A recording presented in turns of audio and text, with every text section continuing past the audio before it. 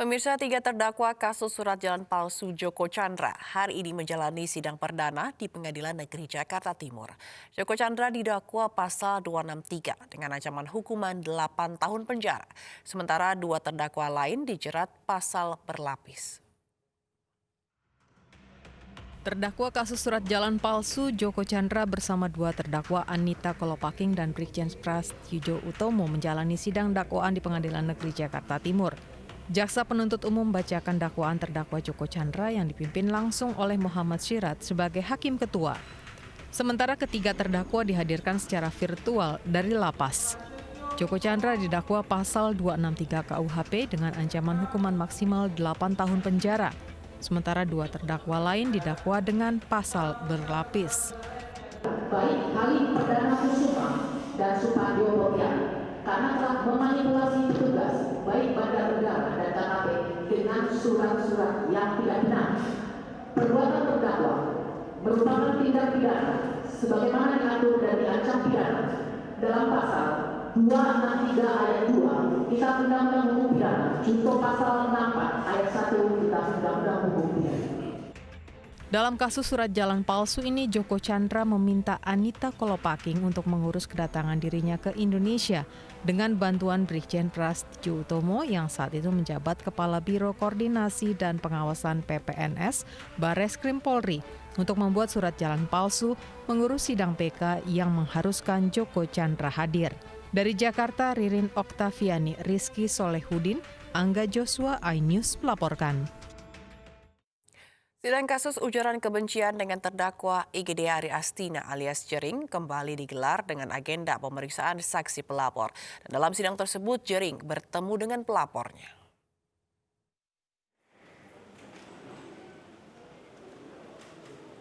Diketuai Ida Ayu Nyoman Atnya Dewi, sidang kasus ujaran kebencian dengan terdakwa IGD Ari Astina alias Jering kembali digelar di Pengadilan Negeri Denpasar. Berbeda dengan sidang sebelumnya, sidang kali ini tidak digelar virtual melainkan tatap muka langsung. Istri Jering, Nora Alexandra, pun menghadiri sidang. Meski digelar langsung, sidang dengan agenda pemeriksaan saksi ini tetap menerapkan protokol kesehatan yang ketat. Sidang pertama ini untuk pembuktian kan pemeriksaan saksi korban ya. Jadi kita fokus kepada upaya untuk mengeksplorasi dari keterangan-keterangan saksi korban dan saksi fakta. Sebelumnya, Pengadilan Negeri Denpasar memilih pemeriksaan saksi atas kasus Jering ini digelar non-virtual guna mencegah adanya kebocoran informasi. Pihak pengadilan khawatir jika persidangan digelar melalui live streaming, maka saksi berikutnya akan mendapat bocoran informasi. Dari Denpasar, Bali, Dewi Umariati, Dewa Partika, iNews melaporkan. Polisi menetapkan dua tersangka terkait kasus jebakan listrik maut yang menewaskan 4 orang di Bojonegoro, Jawa Timur. Dua tersangka merupakan pemilik lahan pertanian serta pemilik rumah.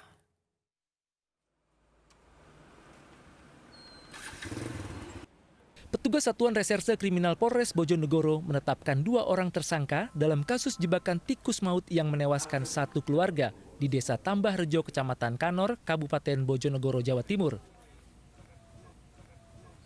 Kapolres Bojonegoro AKBP M. Budi Hendrawan mengatakan penetapan ini dilakukan setelah polisi memeriksa 5 orang saksi serta melakukan gelar perkara atas kasus tersebut.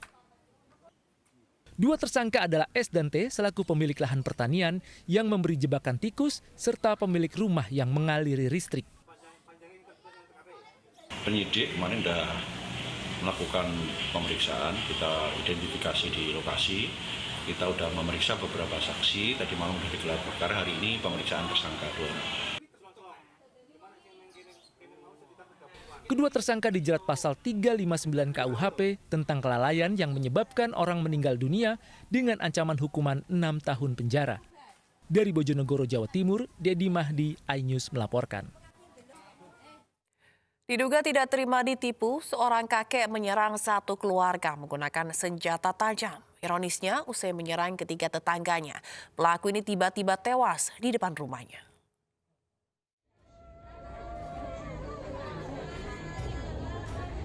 Jalil Daeng berusia 70 tahun ini tewas seketika usai menganiaya 3 orang dalam satu keluarga di Dusun Bontoranu, Kabupaten Takalar, Sulawesi Selatan. Tim Inafis dibantu aparat reserse Polsek Polong Bangkeng Utara yang tiba di lokasi memeriksa dan mengidentifikasi jasad pelaku. Polisi masih menyelidiki penyebab tewasnya pelaku, sementara ketiga korban mengalami luka aniaya senjata tajam di tangan dan lutut. Peristiwa penyerangan dipicu dari perkataan korban terhadap pelaku. Pelaku yang tidak terima menyerang menggunakan senjata tajam. Sementara anak dan menantu korban yang berusaha melerai ikut terkena sabetan senjata tajam pelaku. Tidak, Pak. Cuma saya lerai saja. Terus pegang tangannya, dia tarik, kena ini, Pak. Gitu. Gitu saja. Gitu. Iya. Itu latar belakangnya adalah penipuan. Ini pelaku meninggal gara-gara apa? Jadi untuk sementara penyebab meninggalnya almarhum itu saat ini belum kita pastikan. Iya, tapi bukan karena serangan dari pihak keluarga korban. Aparat Polsek Polong Bangkeng Utara yang melakukan olah TKP berjaga di lokasi kejadian dan masih menyelidiki penyebab tewasnya pelaku. Dari Takalar, Sulawesi Selatan, Bukma, iNews melaporkan. Aksi pencurian di sebuah minimarket di Kabupaten Bekasi, Jawa Barat sungguh nekat. Untuk bisa mengambil berangkas berisi uang, pelaku yang diduga berjumlah 2 orang itu menjebol dinding toko. Pelaku juga merusak kamera pengawas dan mengambil isi rekaman.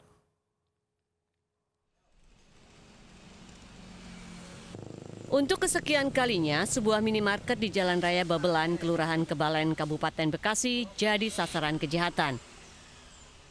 Tapi kali ini pelaku yang diduga 2 orang tak hanya menguras barang berharga.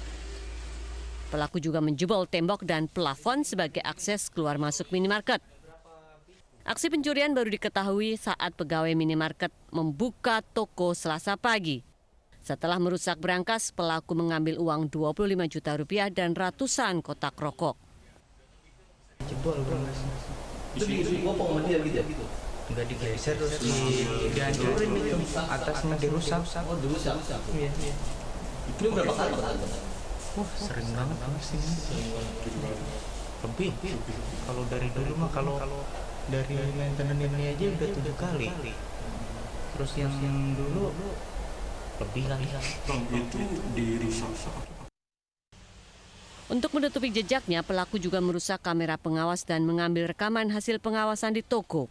Diduga para pelaku merupakan spesialis pencuri minimarket. Kasus ini sedang diselidiki Polsek Babelan dan Polres Metro Bekasi. Dari Kabupaten Bekasi, Jawa Barat, Didit Junaidi, iNews melaporkan. Di Deli Serdang, Sumatera Utara, seorang wanita menjadi korban pelecehan seksual ketika berteduh saat hujan. Pelaku juga merampas ponsel milik korban.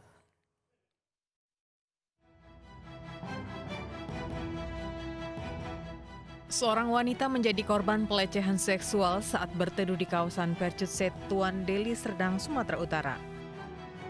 Korban yang saat itu seorang diri didekati pelaku. Melihat peluang, pelaku pun melancarkan aksi bejatnya dengan melakukan pelecehan seksual. Korban berusaha melawan dan berteriak minta tolong. Namun karena kondisi sepi, tidak ada satupun warga yang menolong korban. Korban bahkan diseret pelaku di tengah guyuran hujan.